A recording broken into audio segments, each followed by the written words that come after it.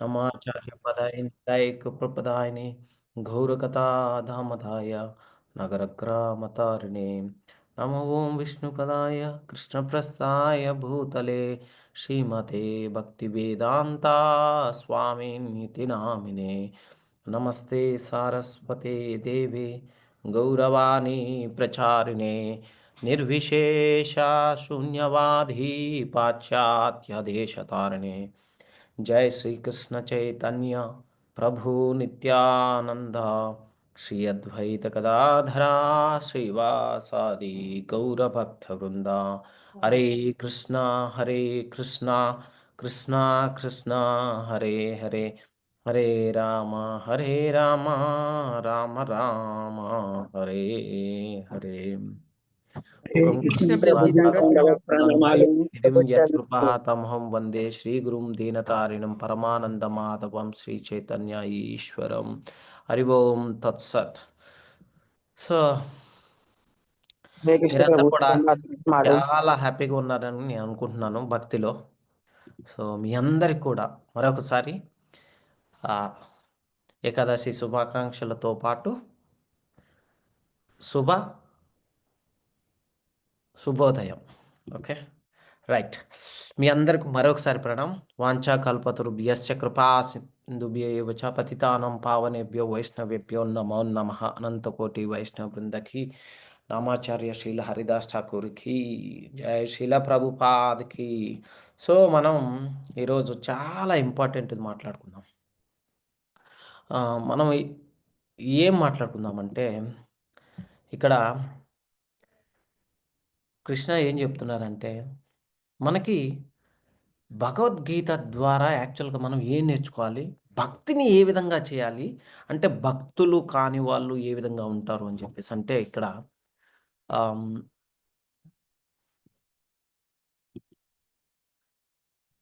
ధర్మం అంటే ఏంటి?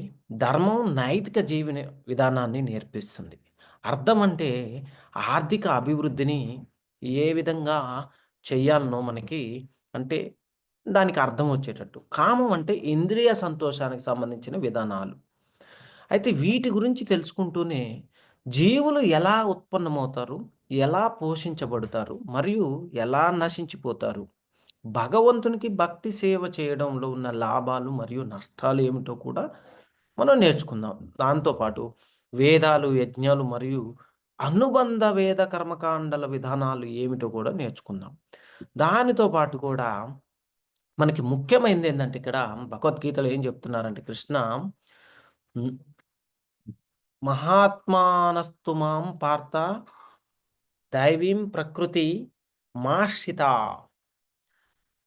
భజంతి అనన్య మనసో జ్ఞాత్వా భూతాదిమవ్యయం. అంటే ఓ పార్థ, భ్రాంత చిత్తులు కానటువంటి మహాత్ములు మాత్రము దైవీ ప్రకృతిని ఆశ్రయించి యుందురు.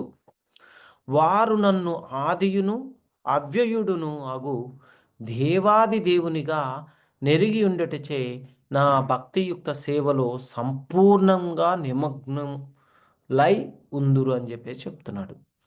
ఏ విధంగా ఎవరైతే కృష్ణ భక్తిని, అంటే భ్రాంత చిత్తులు కాకుండా మహాత్ములు దైవీ ప్రకృతిని ఆశ్రయించి ఉందరు, అయితే నన్ను ఆదియును అవ్యయుడును అగు దేవాది దేవునిగా నెరిగియుండటచే నా భక్తియుక్త సేవలో సంపూర్ణంగా నిమగ్నులై ఉందురు. మనకేం చెప్తున్నారు? ఎవరైతే మహాత్ములైన వారి వర్ణన ఇక్కడ స్పష్టంగా మనకి చెప్పటం జరిగింది. ఎందుకు? వారు పూర్వమే దైవీ ప్రకృతిలో స్థితిని పొంది ఉండుటచే మహాత్ములు ప్రథమ లక్షణము అది. అతడెన్నడూను భౌతిక ప్రకృతికి ఆధీనుడై ఉండడు, దైవీ ప్రకృతి ఆధీనంలో ఉంటాడు. ప్రకృతి ఆధీనంలో, భౌతిక ప్రకృతిలో. అది ఎట్లా సాధ్యం అనేది విషయము మనకి 7వ అధ్యాయంలో కూడా, మనకి 7వ అధ్యాయంలో చెప్పడం జరిగింది, 14వ శ్లోకంలో మనకి ఇట్లా. అయితే దేవాది దేవుడైన శ్రీకృష్ణుని యొక్క శరణు పొందినవాడు శీఘ్రమే భౌతిక ప్రకృతి యొక్క ఆధీనం నుండి విముక్తుడగును. ఆదియే మహాత్ముని నిజమైన యోగ్యత. కనుక మానవుడు తన ఆత్మను దేవాది దేవునికి అర్పించినంతనే భౌతిక ప్రకృతి నియంత్రణ నుండి విముక్తుడగుననేది మనం అర్థం చేసుకున్నాం. ప్రాథమిక సూత్రం అది.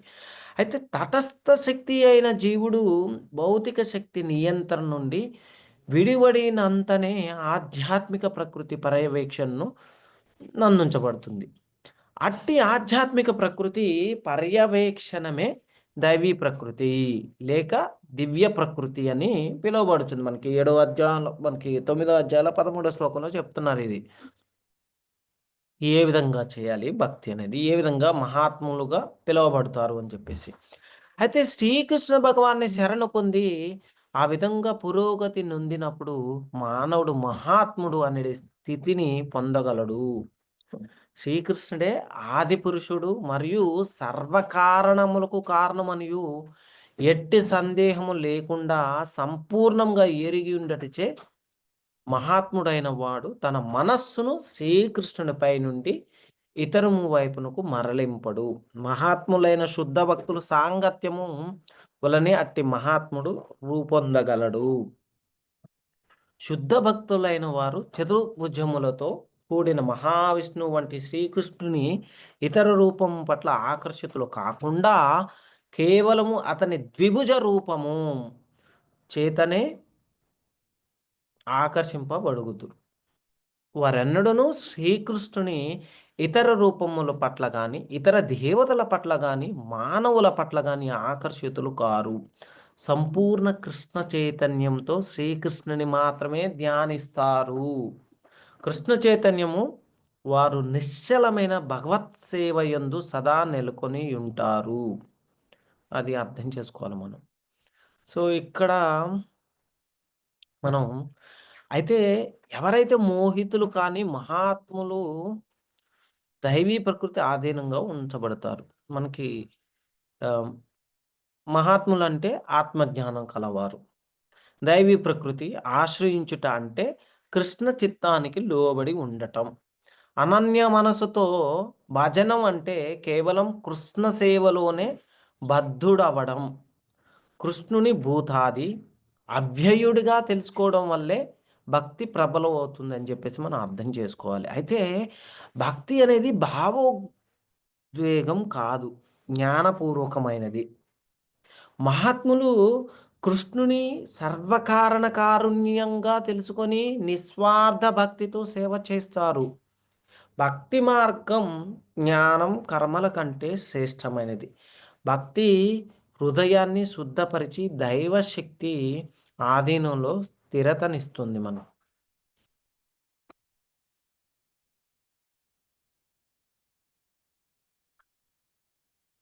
అర్థమైంది కదా?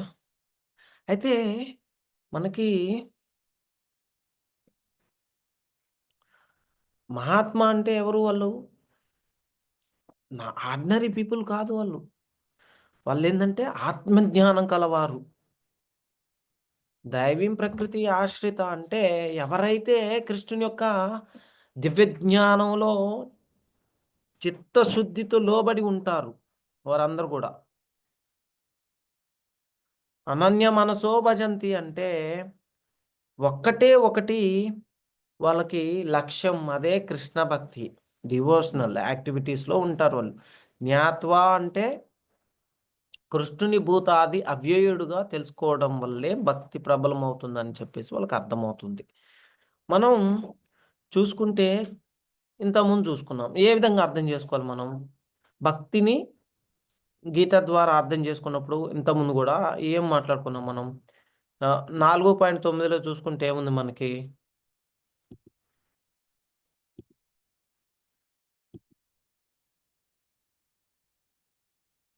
కృష్ణుని దివ్య జన్మలు తెలిసిన వారు ముక్తి పొందుతారని చెప్పేసి, అంతే కదా?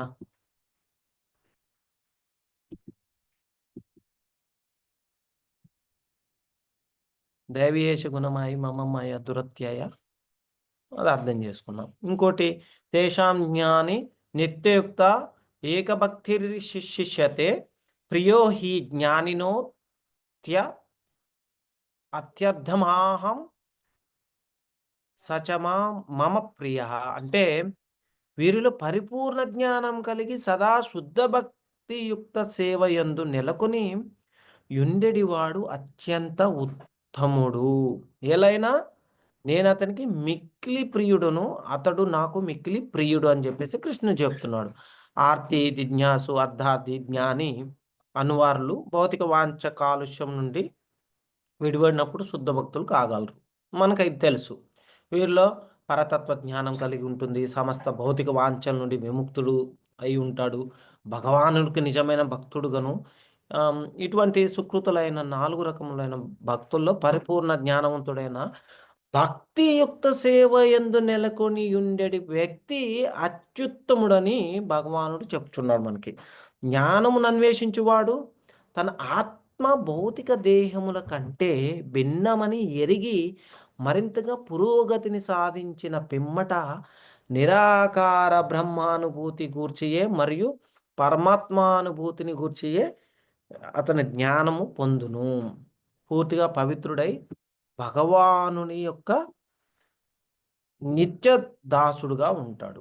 మరియు మనం ఏం నేర్చుకున్నాం ఇంకా అనన్యాశ్చింతయంతో మాం ఏన జనా పర్యుపాసతే తేషాం నిత్యాభియుక్తానం యోగక్షేమం వహామ్యహం.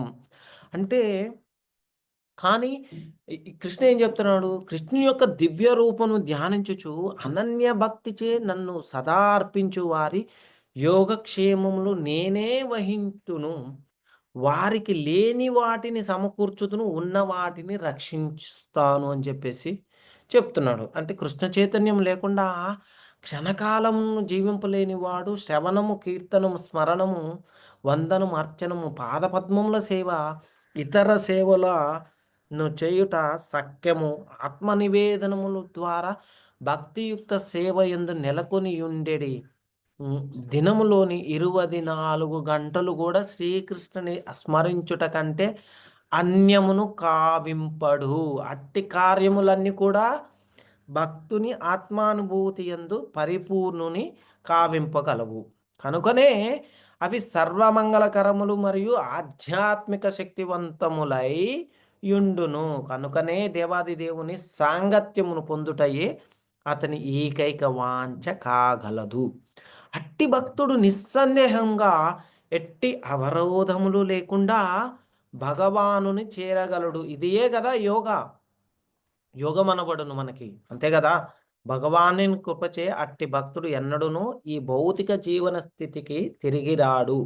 క్షేమం అంటే ఏంటి? అను పదము భగవానుని దయతో కూడిన రక్షణను సూచిస్తుంది మనకి. భగవానుడు ఏ విధంగా పొందాం? యోగ ద్వారా కృష్ణ చైతన్యం పొందుటకు భక్తునకు తోడ్పడును మనకి. అతడు సంపూర్ణ కృష్ణ చైతన్యవంతుడైన పిమ్మట దుఃఖపూరితమైన బద్ధ జీవితమునకు తిరిగి పతనము చెందకుండా భగవానుడు రక్షించును. ఇది కూడా నేర్చుకున్నాం మనం. మళ్ళీ మనం ఏం నేర్చుకున్నాం? ఇక్కడ లాస్ట్‌లో మనకి 18వ అధ్యాయంలో చెప్తారు. సర్వధర్మాన్ పరిత్యజ్య మామేకం శరణం వ్రజ అహం త్వాం సర్వ పాపేభ్యో మోక్షయిష్యామి మా శుచః. అంటే సర్వ విధములైన ధర్మములను త్యజించి కేవలం నన్నే శరణు పొందుము. సర్వ పాపముల నుండి నేను నిన్ను విముక్తిని అంటే ముక్తిని గావింతును అని చెప్పేసి ఆయన దాని గురించి ఎటువంటి భయమును పొందకు అని చెప్తున్నాడు. దేవాది దేవుడైన శ్రీకృష్ణ భగవానుడు పరబ్రహ్మ జ్ఞానము, పరమాత్మ జ్ఞానము, సాంఘిక జీవితమునందలి వివిధ వర్ణాశ్రమములకు సంబంధించిన ధర్మ జ్ఞానము, సన్యాసాశ్రమ జ్ఞానము, అనాసక్తి జ్ఞానము, ఇంద్రియ మనోనిగ్రహం వంటి వాటికి సంబంధించిన వివిధములైన జ్ఞానములను, ధర్మ విధానములను మనకి వివరించి వివరించటం జరిగింది మనకి. అయితే ధర్మ విధానములు వివిధ రకాలుగా వర్ణించబడి ఉండెను. ఇప్పుడు మనం శ్రీకృష్ణుడు భగవద్గీత జ్ఞానమును సంగ్రహపరచుచు తానింతవరకు బోధించిన సమస్త ధర్మ విధానములను విడిచి కేవలము తనను మాత్రమే శరణు పొందమని అర్హునితో చెప్పుచున్నాడు. అర్జునుడితో. అంతే కదా! తానే స్వయంగా రక్షించదనని భగవానుడు వాగ్దానం చేయుచున్నాడు మనకి. కనుకనే అట్టి శరణాగతియే అర్జునుని తప్పక అన్ని రకములైన పాప పనుల నుండి రక్షించును. ఇక్కడ మనం కూడా అదే అర్థం చేసుకోవాలి. సో, మనం ఏంటి శ్రీకృష్ణ భగవాన్ని శరణు పొందు విధానం ఏంటి? హరిభక్తి విలాసంలో ఏం చెప్తుంది? మనకి 11,676లో ఏం చెప్తుంది మనకి? అనుకూల్యస్య సంకల్పస్య ప్రతికూల్యస్య వర్ధనం వర్జనం రక్షస్యతీతి విశ్వాసో గృప్యుత్వే వర్ణనం తథా ఆత్మనిక్షేప కార్పణ్యేష్ షడ్విధా శరణాగతి. అంటే భక్తి యోగ విధానం అనుసరించి అంతమును శ్రీకృష్ణ భగవానునికి భక్తియుక్త సేవ గొనుపోవునట్టి ధర్మ నియమములను మాత్రమే మానవుడు అంగీకరింపవలను. అట్టి మానవుడు తానున్న సంఘ వ్యవస్థ స్థితిని అనుసరించి ప్రత్యేకమైన వృత్తి ధర్మమును నిర్వహింపవచ్చును. కానీ అట్లు తన ధర్మమును నిర్వహించినను దాని ద్వారా అతడు కృష్ణ చైతన్య స్థితికి రాలేకపోయినచో అతని కర్మలన్నీయును వ్యర్థములగును.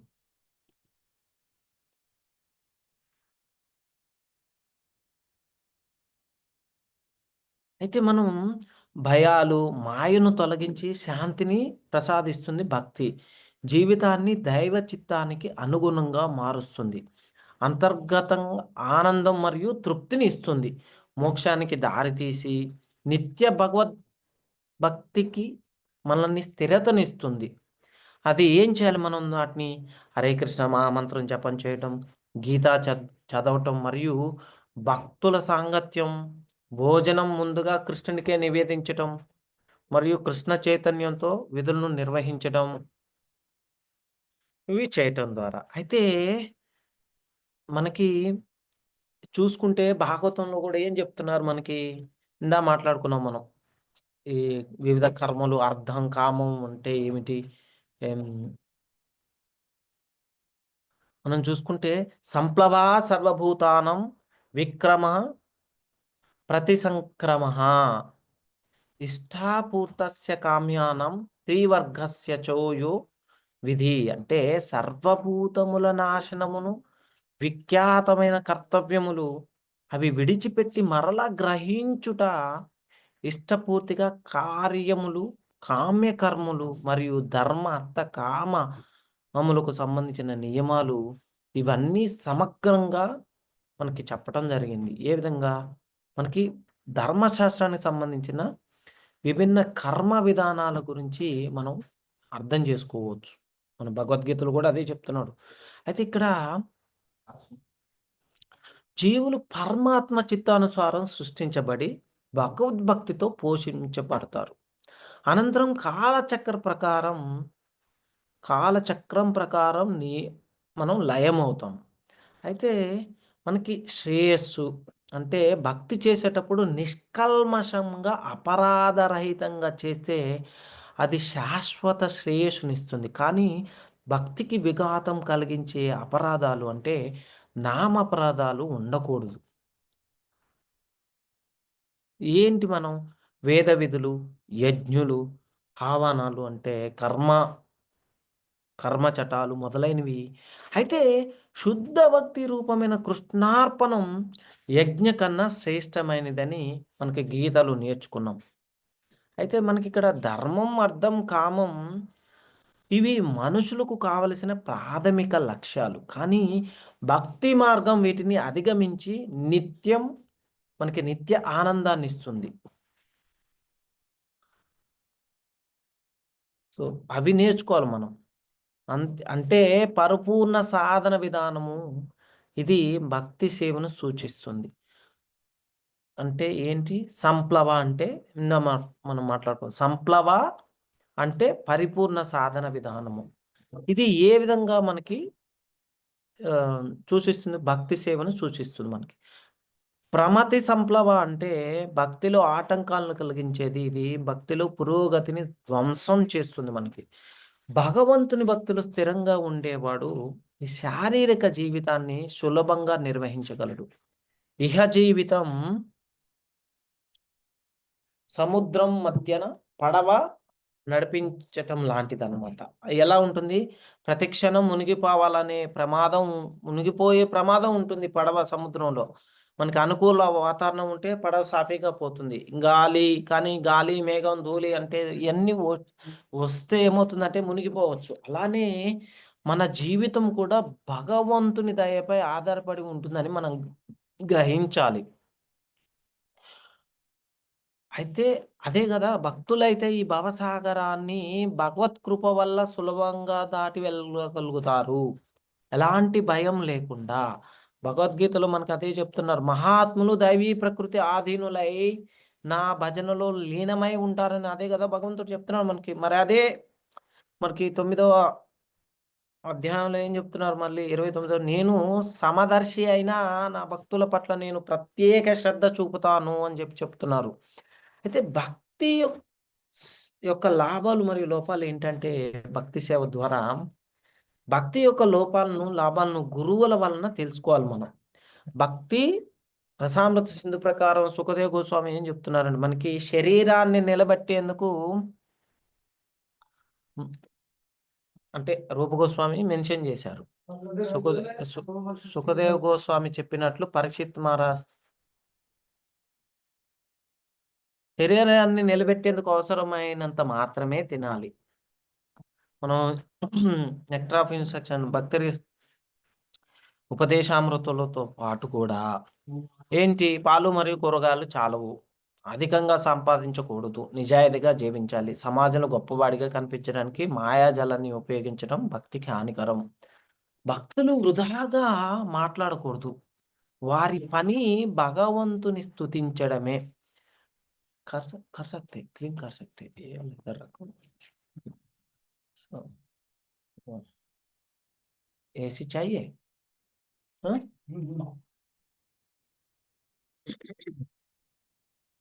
అయితే భక్తులు వృధాగా మాట్లాడకూడదు. వారి పని భగవంతుని స్తుతించడమే. భగవంతుని సృష్టిని తక్కువ చేసి మాట్లాడరాదు. ఈ ప్రపంచం అసత్యం కాదు. మన జీవితానికి కావలసినవి ఇక్కడే లభిస్తాయి. అలాగే భగవంతుని నిరాకారంగా చూడటం తప్పు. అనేక లక్షణాలతో ఉన్నవాడు ఎలా నిరాకారుడు అవ్వరు భగవంతుడు. భగవంతుడికి అనేక లక్షణాలున్నాయి. అదే మనం ఇవన్నీ కూడా సద్గురుని యొక్క ఆశీస్సులతో మాత్రమే సాధ్యమవుతుంది. హ్మ్. అదే గదా మనకి సుఖదేవ్ గోస్వామి వంటి నిష్కల్మష గురువుల వలన నేర్చుకోవాలి మనం. పరీక్షిత్ మహారాజ్ ఏం చెప్తారు? సత్సందేహాలను అడిగి జ్ఞానాన్ని గ్రహిస్తారు. ఉత్సాహం మరియు చైతన్య మంత్ర ప్రచారం చేయాలి మనం. చైతన్య మహాప్రభు భక్తి ధర్మాన్ని ప్రపంచమంతట ప్రచారం చేయాలనేది ఆయన యొక్క ప్రతి భక్తుడు చేయాలనేది ఆయన యొక్క వాంఛ. అయితే రోజు భక్తి క్రియలు ఉత్సాహంగా చేయాలి. భక్తి సందేశాన్ని శాంతియుతంగా ప్రచారం చేయాలి. ఫలితాల్లో ఆసక్తి లేకుండా చేయాలి. విజయం లేదా పరాజయం ప్రభావితం చేయకూడదు. ఇది ఆధ్యాత్మిక యుద్ధం లాంటిది. ఫలితాల కన్నా భగవంతుని ఆజ్ఞను నిబద్ధంగా అనుసరించడం ముఖ్యం.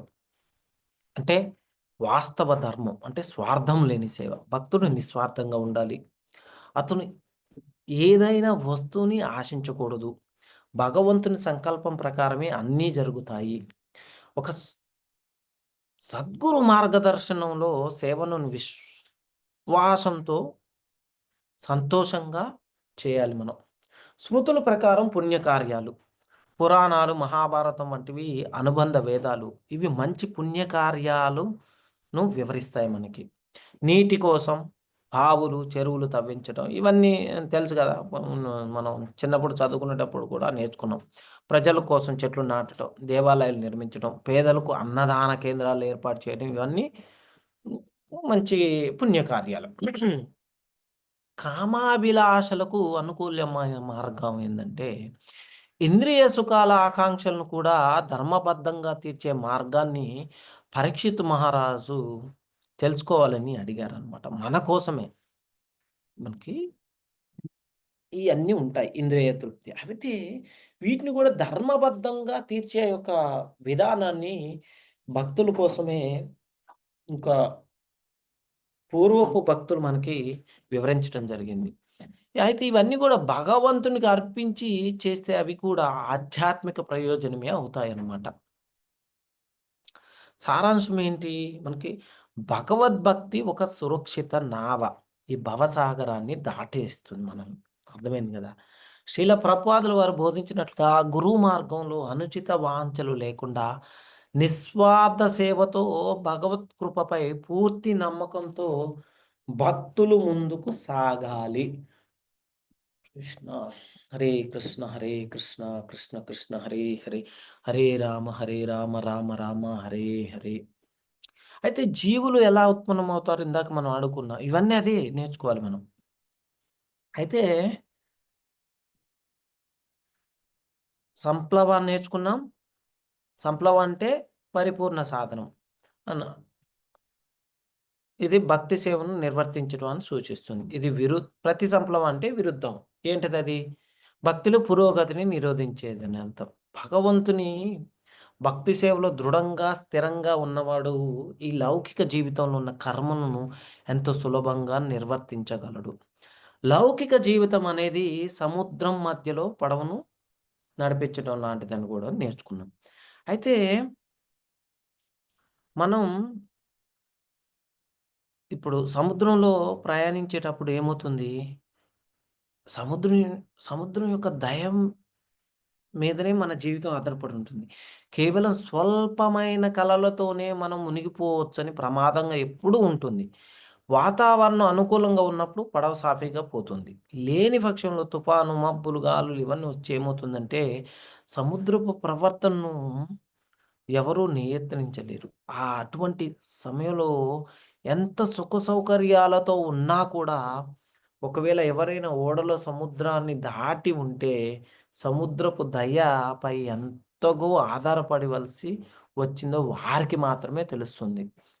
భగవంతుని కృప వల్ల భక్తుడు ఈ లౌకిక సముద్రాన్ని ఎలాంటి భయం లేకుండా దాటవచ్చు. ఈ భగవంతుని సంకల్పంపై ఆధారపడి ఉంటాయన్నమాట. అయితే ఈ లౌకిక జీవితంలో అనుకోని ప్రమాదాలు వస్తే ఎవ్వరు కూడా సహాయం చేయలేరు. అయితే భక్తులు మాత్రం ఆందోళన లేకుండా ఈ భౌతిక సముద్రాన్ని దాటుతారన్నమాట. ఎటువంటి శుద్ధ భక్తుడికి కూడా భగవంతుడు ఎల్లప్పుడూ రక్షణ కల్పిస్తూనే ఉంటాడు. మనం ఇక్కడే అదే గదా నేర్చుకున్నాం. ఏం చెప్తున్నాడు మనకి? మహాత్మానస్తు మాం పార్థ దైవీం ప్రకృతిమాశ్రితా భజంత్యానన్యమనసో జ్ఞాత్వా భూతాదిమవ్యయం. అయితే భగవంతుడు తన భక్తులకు లౌకిక జీవిత కార్యకలాపాల పైన ప్రత్యేక శ్రద్ధ చూపిస్తాడు. ఇందాక గూడా మాట్లాడుకున్నాం. అయితే అందువల్ల ప్రతివారు భగవంతుని పాద పద్మాలను ఆశ్రయించి అన్ని విధాల శుద్ధ భక్తులుగా మారాలి. మహారాజ్ పరీక్షిత్ చూడండి తన గురువు సుఖదేవ స్వామిని అడుగుతారనమాట. భక్తి సేవలో ఉన్న లాభ నష్టాలు తెలుసుకోవడానికి నిపుణుడైన గురువు నుండి నేర్చుకోవాలి గదా! మరి మీరు నేర్పండి నాకు అని జెప్పి. అయితే భక్తి రసామృత సింధు ప్రకారం శరీరాన్ని పోషించడానికి అవసరమైనంత కంటే ఎక్కువ తినకూడదు మనం. ఇందాక గూడా అయితే మనం ఏం జేయాలంటే భగవంతుడికి ఆకారం ఉంది. అది నేర్చుకున్నాం. ఒక దానిలో జ్ఞానం, చైతన్యం, ప్రత్యక్షం, పరోక్షం అని ఎలా ఉంటాయి. కాబట్టి శుద్ధ భక్తుడు ఈ విషయాలన్నిటిని గురువుల నుండి పూర్ణంగా నేర్చుకోవాలి. అలాంటి ఇలాంటి గురువు సుఖదేవ గోస్వామి లాంటి నైతికత గలవాడే ఉండాలన్నమాట. భక్తి సేవ అనుకూలమైన పరిస్థితుల్లో భక్తుడు చాలా ఉత్సాహంగా ఉండాలి. శ్రీ చైతన్య మహాప్రభు భక్తి పరంపరను ప్రపంచవ్యాప్తంగా ప్రచారం చేయాలని అనుకున్నారు. కాబట్టే ప్రతి భక్తుడు ఆజ్ఞను సాధ్యమైనంత వరకు పాటించాల్సిన బాధ్యత కలిగిన వాడిగా ఉండాలి మనం. ప్రతి భక్తుడు కూడా తన దినచర్య సేవలతో పాటు శాంతియుతంగా ఇతరులకు కూడా భక్తి మార్గాన్ని బోధించడానికి ప్రయత్నించాలి. మనం విజయవంతం కాలేదు కదా! అని నిరుత్సాహపడకూడదు. విజయమో, ఓటమో శుద్ధ భక్తునికి మాన్యము కాదు. భక్తి బోధన అనేది లౌకిక జీవనంపై యుద్ధాన్ని ప్రకటించడం లాంటిది. ఫలాపేక్షతో పనిచేసేవాడు మానసిక తర్కులు, యోగులు, మాయాజాలులు, విన్యాసకారులు వీరందరూ భగవంతుని ఉనికిని నమ్మరు. వారు తామే దేవులమని ప్రకటించుకునేటువంటి దీనస్థితికి చేరు వాళ్ళు అలానే ఉంటారు. అయినా ప్రతి క్షణము భగవంతుని అనుగ్రహం పైనే ఆధారపడతారు. కాబట్టే శుద్ధ భక్తుడు అటువంటి నాస్తికులతో కలిసి ఉండరాదు. శక్తివంతమైన భక్తుని నాస్తికులు ప్రచారం మోహింపచేయరు. కానీ నూతన భక్తుడు అటువంటి వారిని చాలా జాగ్రత్తగా నివారించాలి. భక్తి సేవను ఒక గురువు పర్యవేక్షణలో సక్రమంగా నిర్వర్తించాలి. కేవలం పద్ధతులకు మాత్రమే పరిమితుడు అవ్వకూడదు. గురువు మార్గనిర్దేశనలో సేవ ఎంతో జరుగుతుందో అనే దానిపై దృష్టి పెట్టాలి. భగవంతుని సంకల్పానికి అనుగుణంగా వచ్చిన వాటితో సంతృప్తిగా ఉండాలి. ఇదే భక్తి జీవిత సూత్రం. ఈ రకమైన జీవన విధానాన్ని సుఖదేవ్ గోస్వామి లాంటి గురువుల చేతిలో నేర్చుకోవచ్చు అని చెప్పేసి పరీక్షిత్ మహారాజు మనకి అడిగారనమాట. అయితే మహారాజ్ పరీక్షిత్తు సృష్టి పోషణ లయ ప్రక్రియ గురించి వేద కర్మలు, పురాణాలు మరియు మహాభారతంలోని పుణ్యక్రియల విధానాల గురించి కూడా అడిగారు. పురాణాలు మరియు మహాభారతం భారత ప్రాచీన చరిత్ర స్మృతులు అంటే ప్రజలకు నీరు అందించే కూపాల నిర్మాణం ఇవన్నీ కూడా. భారతవర్షంలో అనేక మంది దేవతలను ఆరాధిస్తూ ఉంటారు. ఇంద్రుడు, చంద్రుడు, సూర్యుడు వంటి భగవంతుని నియమిత ప్రతిథులైన దేవతలను వారు వేరువేరుగా పూజిస్తారు. భగవంతుని సమగ్ర పరమస్వరూపంలోని భాగాలుగా ఈ దేవతను పరిగణిస్తూ భక్తులు వారికి హ్మ్, యజ్ యజ్ఞాలంటే ఇంకా హావాలను సమర్పించడం, హావానాదులు సమర్పించడం గానీ, లేదా భగవంతుడు స్వయంగా ఈ అర్పణను స్వీకరించి ఆ భక్తుల కోరికలను తీర్చుతూ వారిని క్రమంగా నిజమైన భక్తి స్థాయికి తీసుకెళ్తాడు. భగవంతుడు సంపూర్ణుడు కనుకనే ఆయన దివ్య శరీరంలోని ఒక భాగాన్ని ఆరాధించినా కూడా భక్తులు కోరిన వరాలు ఆయన ప్రసాదిస్తాడనమాట. మనకు అదే కదా ఏం చెప్తున్నారు? మహాత్ములు అంటే ఉన్నత భక్తులు. కేవలం పరమేశ్వరుడైన కృష్ణునే భజిస్తారు వారు. అది. మనం చూసుకుంటే అంటే విష్ణుర్మాయా భగవతి యయా సమ్మోహితం జగత్ అధిష్టా ప్రభునాశేన ప్రభునాం సేన కార్యార్థే సంభవిష్యతి. విష్ణు యొక్క మాయ అయిన భగవతీదేవి ద్వారా ఈ జగత్తు మోహింపబడిందో, ఆ మాయాశక్తి భగవంతుని ఆదేశంతో ఆయన యొక్క అంశంగా ఒక నిర్దిష్ట కార్యాన్ని సాధించుటకై అవతరించబడింది. మనం భగవంతుని మాయాశక్తి అంటే దేవి గురించి చెప్పబడుతుంది. ఆమె జగత్తును మాయతో మోహింపచేస్తుంది. భగవంతుడు ఆమె తన కార్య సాధనార్థంగా తన ఆదేశానుసారంగా పంపిస్తాడు. అట్టి మాయాశక్తి కూడా భగవత్ అంశం అనేది మనం అర్థం చేసుకోవచ్చు. అదే భాగవతం చదివితే తెలుస్తుంది మనకి. అయితే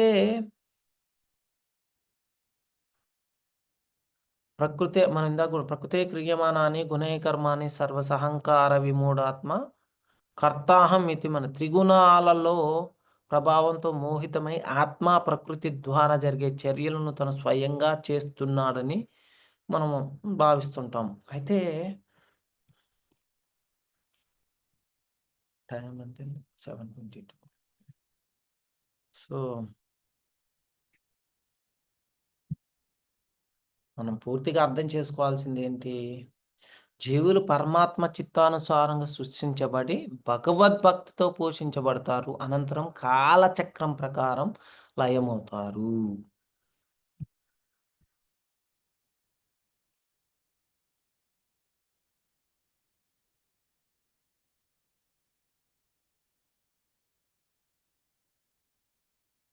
ఇవి సమ్ సింప్ ఇంపార్టెంట్ పాయింట్స్ చెప్తాను.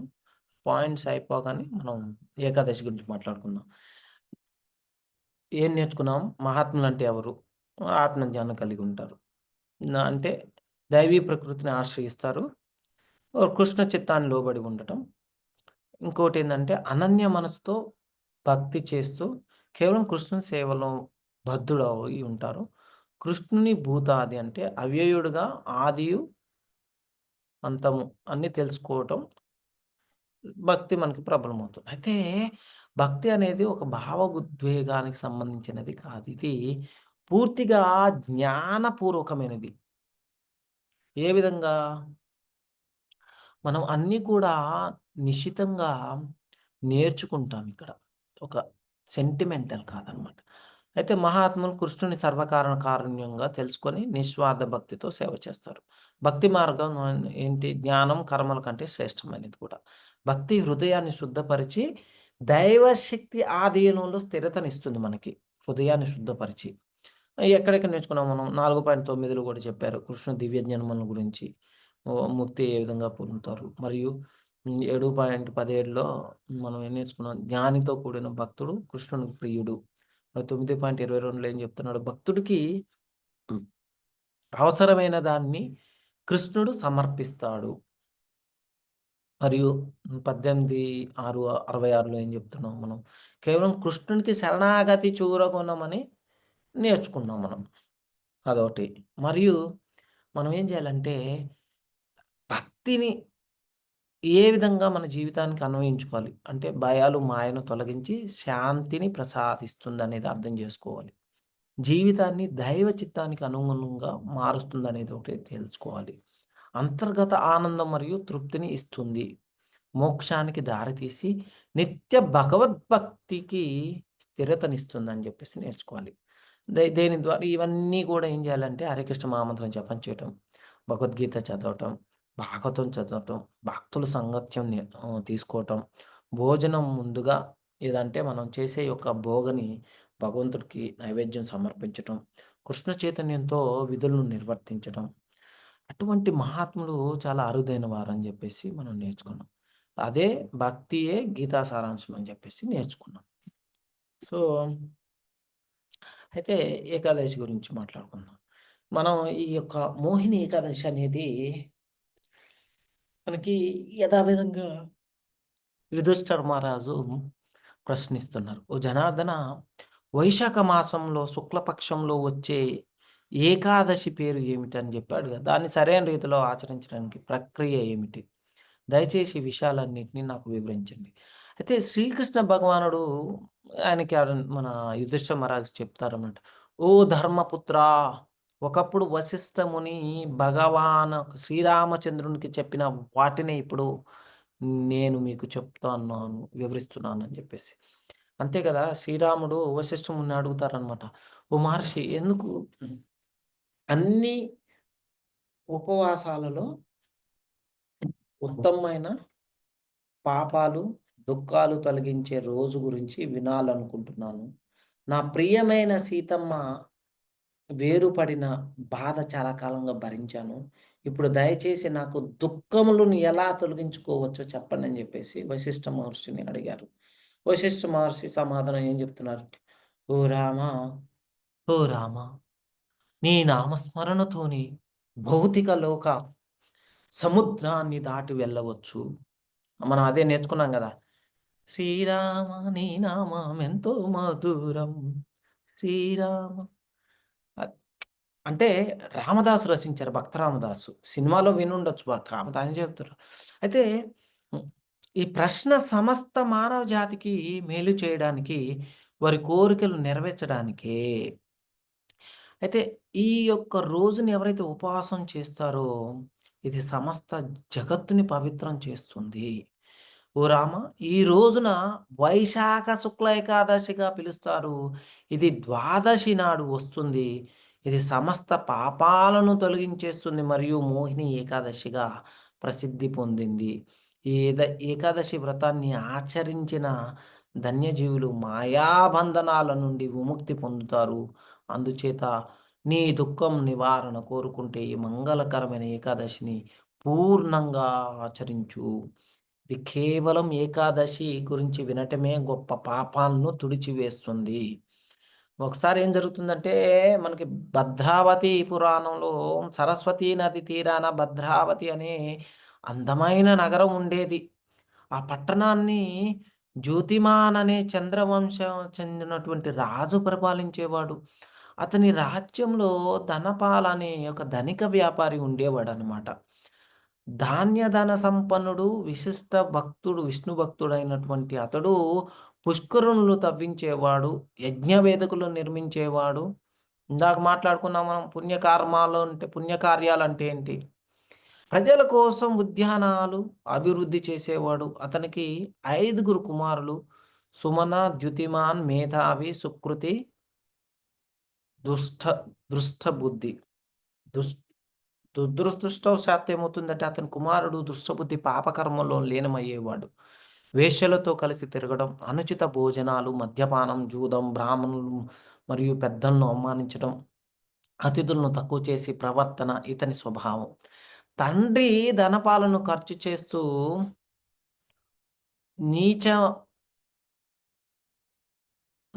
జీవనశైలిని కొనసాగించేవాడు. ఒకసారి ధనపాలుడు వేశ్యతో కలిసి తిరుగుతున్న దుష్టబుద్ధిని చూసి ఇంటి నుండి తన్నివేశారనమాట. స్నేహితులు, బంధువులు అతని నుండి దూరమయ్యారు.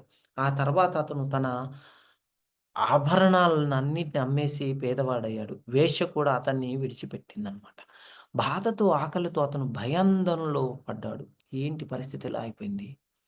సో, ఆ తర్వాత అతను దొంగతనాలకు హ్మ్. ఇక అలవాటు పడ్డాడనమాట. దానిలో దొంగతనాలు చేస్తూ ఫస్ట్ పట్టుబట్టం. అయితే ధనపాలం కుమారుడన్న కారణంగా అక్కడున్న హ్మ్. రక్షక భటులు విడిచేశారు. తదుపరి అతన్ని దుర్మార్గానికి కోపంగా అతన్ని జైల్లో ఏసి కొట్టి రాజ్యం నుండి బహిష్కరించడం కూడా జరిగింది. అతడు అడవిలోకి వెళ్ళి జంతువులను వేటాడి జీవితం ప్రారంభించాడు. చూడండి ఎక్కడి నుంచి ఎక్కడికా చాలా దీనస్థితికి. సింహాలు, జింకలు, పందులు, నక్కలు, పక్షులు అన్నిటిని చంపి తినేవాడు. రోజు రోజుకు పాపబంధంలో చిక్కుకున్నాడు.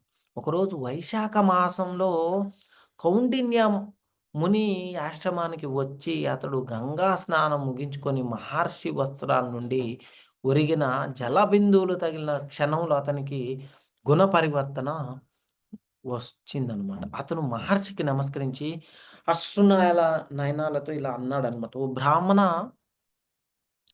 దయచేసి కష్టపడకుండా చేయగలిగే పాప పరిహార మార్గం చెప్పండి. నేను జీవితంలో ఎన్నో పాపాలు చేశాను."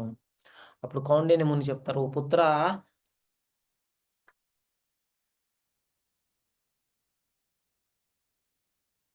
నన్ని శ్రద్ధతో విను. వైశాఖ మాస శుక్లపక్షంలో వచ్చే మోహిని ఏకాదశి సుమేరు పర్వత తుల్యం ఉన్న పాపాలను కూడా తొలగించబడుతుంది. ఈ ఏకాదశి నిష్ఠతో ఆచరించి నీ పూర్వజన్మల పాపాల నుండి విముక్తి పొందుతావు." దుష్టబుద్ధి ఆనందంతో ముని వాక్యాలను అనుసరించి మోహిని ఏకాదశి ని ఆచరించాడు.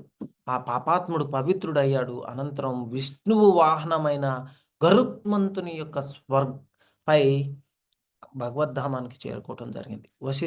వశిష్ఠుడు రాముడికి చెప్పాడు, "ఓ రామ, మోహిని ఏకాదశి భౌతిక ప్రపంచపు మోహబంధాలను తొలగిస్తుంది. 3 లోకాలలోనూ దీని కల్పన శ్రేష్టమై ఉపవాసం లేదని" చెప్తున్నాడు. శ్రీకృష్ణుడు యుధిష్ఠిరునికి చెప్పారనమాట. "ఓ యుధిష్ఠిరా, మోహిని ఏకాదశి యొక్క ఫలితానికి సమానంగా పుణ్యం ప్రసాదించే తీర్థయాత్ర, యజ్ఞం, దానం లేదు. ఈ ఏకాదశి మహిమను విని అధ్యయనం చేసిన వారికి 1000 గోవులను దానం చేసిన ఫలితం లభిస్తుంది." ఒక సెకను. హ్మ్. హ్మ్. మరి అయితే గమనికేందంటే ఏకాదశి తిథి ద్వాదశి నాటికే వస్తే కూడా శాస్త్ర ప్రకారం అదే ఏకాదశిగా భావించబడుతుంది.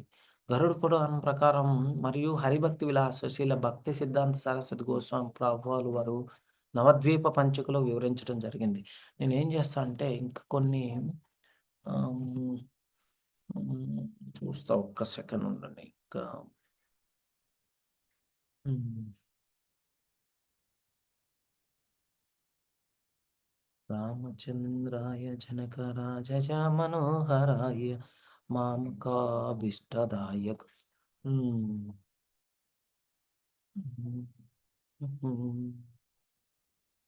అంతేనండి.